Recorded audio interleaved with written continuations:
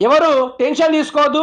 ఈ వేడిలో అందరికీ మందులు దొరుకుతాయి. బీర్లు సప్లై కొత్త స్టాకు దిగుతుంది. ఏదైతే ఏంది కానీ కొంచెం ఓపికతో ఉండండి.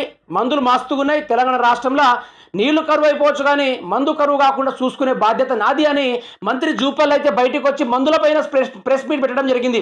మరి మా తెలంగాణ రాష్ట్రంలో ఉన్న రైతాంగంలో ఆ రోజు ఇందిరమ్మ కాలంలో ఈ విధంగా ఉరి తాళ్లు బిగించుకొని ఆత్మహత్యలు చేసుకుంటా ఉంటాంటే, అదేవిధంగా 10 సంవత్సరాలు సుఖమైన పాలన చూసి మళ్ళీ కాంగ్రెస్ పార్టీని అధికారంలోకి తీసుకొచ్చి మళ్ళీ అదే ఉరితాళ్లు బిగిస్తూ ఉంటే, మరి మంత్రి జూపల్లి దానిపైన ఎప్పుడైనా ప్రెస్ మీట్ పెట్టిండా?